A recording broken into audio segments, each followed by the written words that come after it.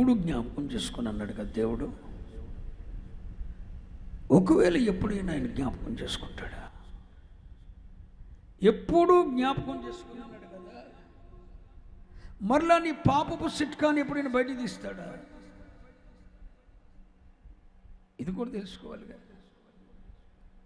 ఒప్పుకున్నావు, క్షమించబడ్డాయి, ఒప్పుకున్నావు, క్షమించబడ్డాయి, నేను పవిత్రపరిచాడు, ఇక ఎన్నడూ జ్ఞాపకం చేసుకొని అన్నాడు. మరలా జ్ఞాపకం చేసుకుంటాడా? అయితే పరిశుద్ధ గ్రంథంలో దేవుని రాజ్య నియమావళులు కొన్ని ఉన్నాయి. పరలోక రాజ్యమునకు సంబంధించిన రాజ్యాంగ చట్టం ఒకటి ఉంది. భారతదేశానికి ఒక రాజ్యాంగం ఉంది. ఆ రాజ్యాంగంలో కొన్ని చట్టాలు ఉన్నాయి. ఆ చట్టాల ప్రకారం పరిపాలన జరగాలి, ప్రజలకు మేలు జరగాలి. అది భారతదేశ రాజ్యాంగం. కానీ మన రాజ్యం ఈ లోక సంబంధమైనది మాట్లాడాలి కాదు. మనము భూమి మీదే ఉన్నాం, కానీ ఏ రాజ్యంలో ఉన్నాం? దేవుని రాజ్యంలో ఉన్నాం. దేవుని రాజ్యానికి ఒక నియమావళి ఉంది, ఒక రాజ్యాంగం ఉంది, ఒక చట్టం ఉంది. ఆ చట్ట నియమావళులను ఉల్లంఘించకూడదు. నీ పాపములను ఒప్పుకున్నావు, ప్రతి చిన్న పాపాన్ని గుర్తు చేసుకున్నావు, నీళ్లు కుమ్మరించినట్లు నీ హృదయము ప్రభు సన్నిధిలో కుమ్మరించావు. దేవుడు దయ కలిగాడు, ఆయన నమ్మదగిన వాడు, నీతిమంతుడు కనుక నువ్వు ఒప్పుకున్న ప్రతి పాపమును ఆయన క్షమించి పవిత్రపరిచి నిర్దోషుడిగా చేసి నేను పవిత్రుడిగా చేసేసాడు. ఇక ఆయన అన్నాడు, ఇక నువ్వు ఒప్పుకున్న దాన్ని నేను క్షమించండి రా బాబు, ఇక దాన్ని అన్నాడు నేను జ్ఞాపకం చేసుకుని అన్నాడు. జ్ఞాపకం చేసుకొని అన్నాడని చెప్పి నువ్వు సంకలు కొడితే జ్ఞాపకం చేసుకోడు. వాస్తవమే, ఆయన అబద్ధమాడుటకు ఆయన నరమాత్రుడు కాదు. ఒకవేళ పొద్దున్న నేను ఒప్పుకున్న పాపం మరలా నేను ఆయన ఎదుటి నిలబడినప్పుడు ఏంట్రా నువ్వు చేసిందని అన్నాడు. దాన్ని క్షమించాడు. గుర్తు చేయుడు, మర్చిపోతాం కదా. క్షమించండి, జ్ఞాపకం చేసుకోడు. మర్చిపోడు కానీ జ్ఞాపకం చేసుకోడు. కానీ ఏ సందర్భంలోనైనా మళ్ళీ వాటిని మన లెక్కలోకి చేరుస్తాడు. అది కూడా నువ్వు గుర్తు చేసుకోవాలి.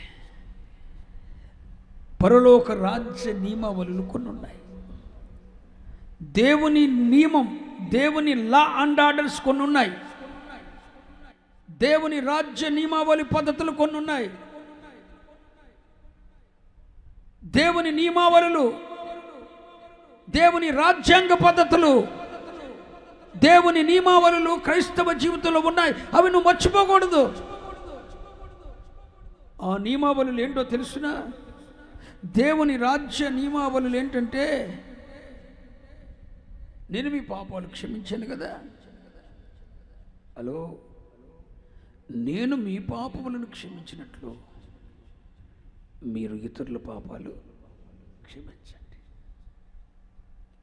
క్షమించుడి, అప్పుడు మీరు క్షమించబడతారు. ఇది దేవుని రాజ్య నియమం. నువ్వు ఒప్పుకున్నావు, కేకలు వేసావు, రొమ్ములు కొట్టుకున్నావు, ఏడ్చావు, కన్నీరు విడిచావు, నీళ్లు కుమ్మరించినట్లు నీ హృదయమును దేవుని సన్నిధిలో కుమ్మరించావు. దేవుడు క్షమిస్తానన్నాడు.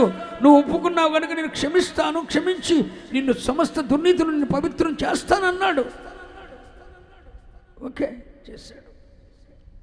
కానీ ఒక షరతు పెట్టాడు, నేను నిన్ను క్షమించిన ప్రకారం నీవు చెప్పుండరా, నువ్వు ఇతరులను క్షమించుడి, అప్పుడు మీరును క్షమించబడతారు. ఇది నియమం. ఆయన నిన్ను క్షమించాడు, నీవు ఇతరులను క్షమించు. ఈ నియమాన్ని నువ్వు దాటిపోతే ప్రభు నిన్ను క్షమించాడు. ఎంత ఘోర పాపివైన నిన్ను క్షమించాడు, నన్ను క్షమించాడు. నీ విషయమై ఇతరులు చేసిన దాన్ని కూడా నువ్వేం చేయాలి? మాట్లాడండి రా, క్షమించాలి. క్షమించుడి, అప్పుడు మీరు క్షమించబడతారు. ఇది దేవుని రాజ్య నియమం. కనికరం చూపండి, అప్పుడు మీరు కనికరం పొందుతాడు. నీవెవడి మీద కనికరం చూపనుకో, దేవుడు నీ మీద కూడా కనికరం చూపడు. నీవెవడికి సహాయం చేయవనుకో, దేవుడు నీకెన్నడూ సహాయం చేయడు. నువ్వు కనికరం చూపితే ఆయన కనికరం చూపుతాడు. నియమావళులు అండి, దేవుని రాజ్య నియమావళులు వినండి. కనికరము చూపువారు ధన్యులు, వారు కనికరం పొందుతారు. అదే వాక్యములు అంటాడు, క్షమించుడి, మీరు క్షమించబడరు. పరలోక ప్రార్థన నేర్పుతూ ప్రభు ఏం నేర్పాడు? మత్తయి సువార్త 6వ అధ్యాయం 13వ వచనం. మమ్మల్ని శోధనలోనికి తేక 12వ వచనం. మా రుణస్థులను మేము క్షమించి ఉన్న ప్రకారం మా రుణస్థులను మేము క్షమించి ఉన్న ప్రకారం మా రుణములు క్షమించు. మా రుణములు క్షమించండి.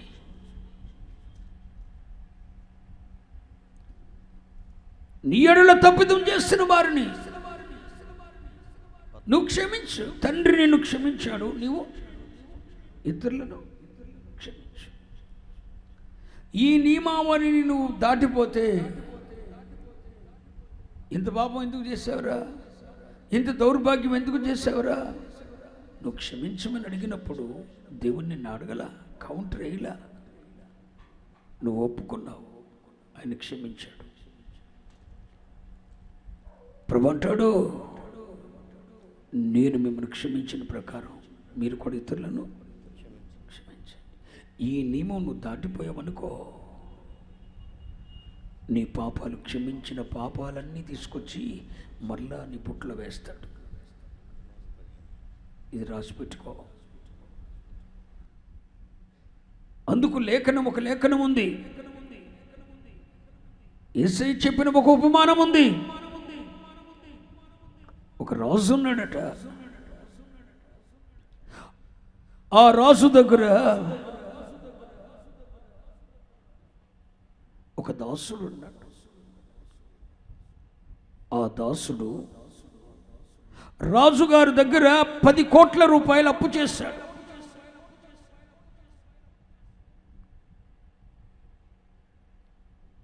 రాజుగారు తన దాసుని పిలిచాడు. ఎరా బాబు, నీ అప్పు చాలా ఎక్కువైపోయింది, చాలా ఎక్కువైపోయింది. ఇప్పటికే 10,000 తలాంతులు అంటే 10 కోట్ల రూపాయల పైన నువ్వు నా ఎడలు అప్పు చేశావు. నాకు అప్పు అయిపోయావు, ఎప్పుడు తీరుస్తావు? కట్టో అని అడిగాడు రాజు.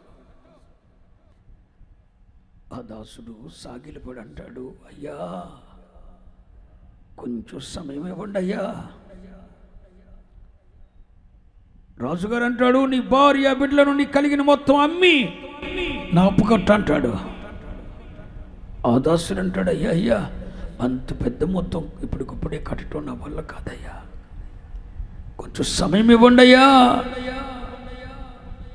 సమకూర్చి తమరు అప్పు చెల్లిస్తానయ్యని సాగిలపడి వినయ విధేయతలతో బ్రతిమాలుకుంటున్నాడట. రాజు హృదయం ఎందుకో చెల్లించిపోయింది. రాజుగారు అన్నాడట, రే లేవరా, నువ్వెక్కడ తెచ్చి కడతావు కానీ 10 కోట్ల రూపాయలు. ఎందుకో మరి నీ ఎంక చూస్తుంటే దయగలిగాను.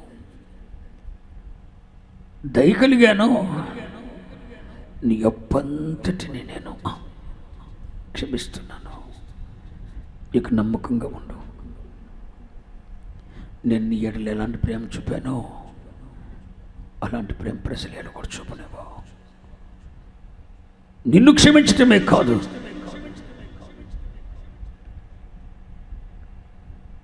నీ అప్పు కూడా నేను క్షమిస్తున్నా.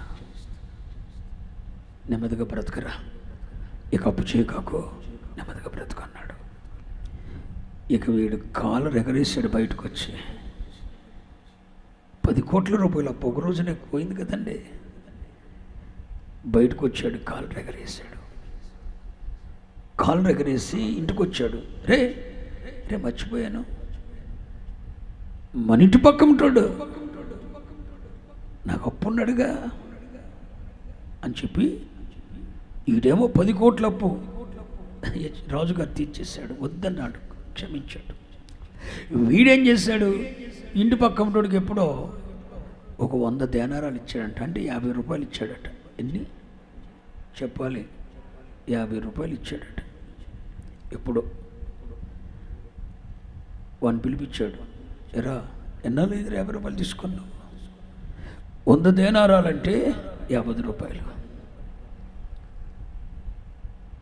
50 రూపాయలు ఇచ్చాడట. ఎరా ఎంతకాలమైంది అప్పు, నీ అప్పు సంగతి ఏంటి అని నిలదీసి అడిగాడు. ఆడుకోడు సాగిలి పడ్డాడు. అయ్యా కొంత సమయం ఇవ్వండి అయ్యా,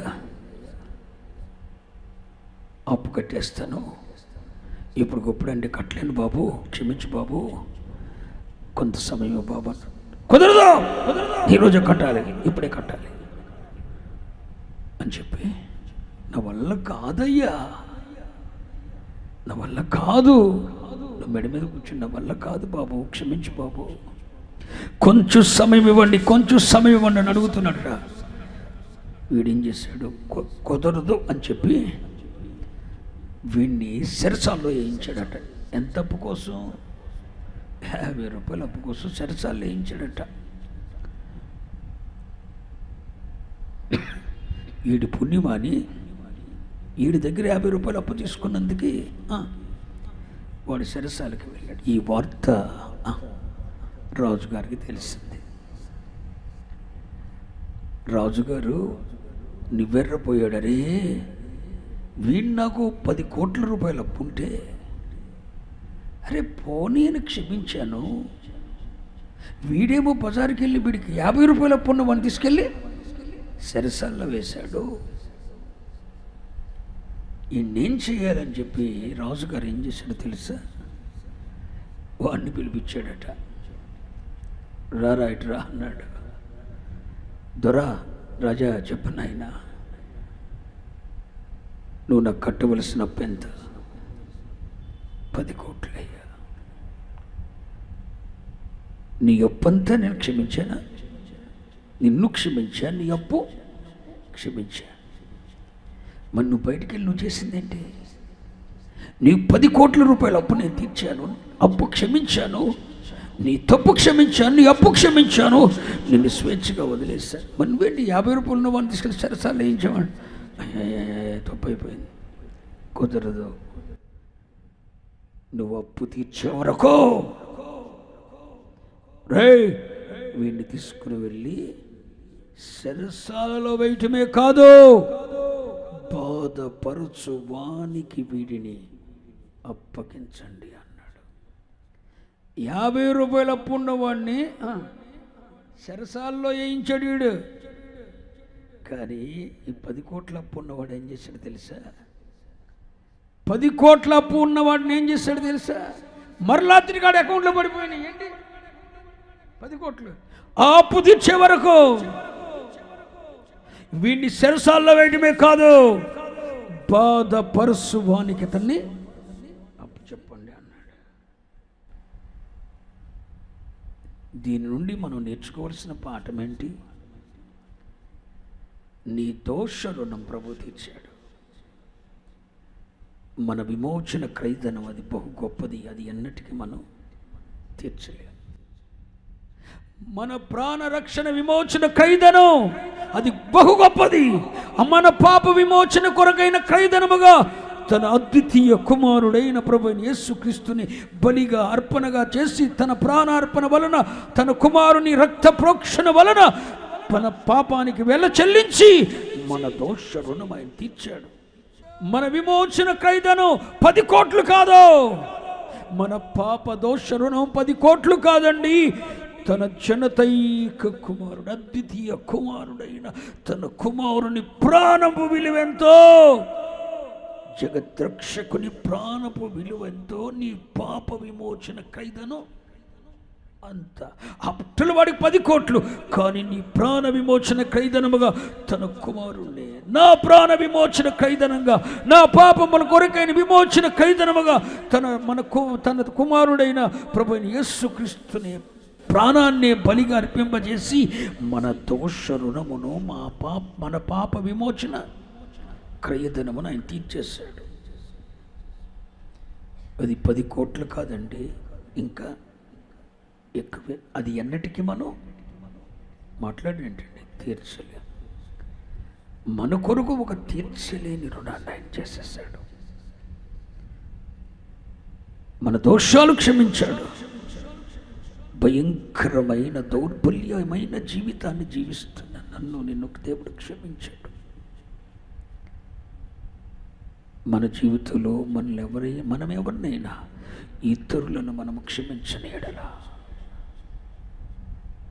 మరలా మన పాప రుణం అంతా తీసుకొచ్చి మన అకౌంట్లో పడుతుంది. నువ్వు ఒప్పుకున్న పాపం కూడా, క్షమించబడింది అనుకున్న పాపం కూడా నువ్వెవరినైనా క్షమించలేదనుకో, నీ ఎడల తప్పిదం చేసిన వాడిని ఎవరినైనా నువ్వు క్షమించలేదనుకో, నీ దోష రుణమంతా మరలా తిరిగి నీ ఖాతాలో జాయిన్ అవుతుంది. శిరస్సాల్లో వేయబడతావు.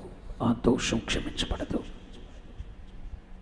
అర్థమైందన్న వాళ్ళు దేవునికి స్తోత్రం చెప్పండి.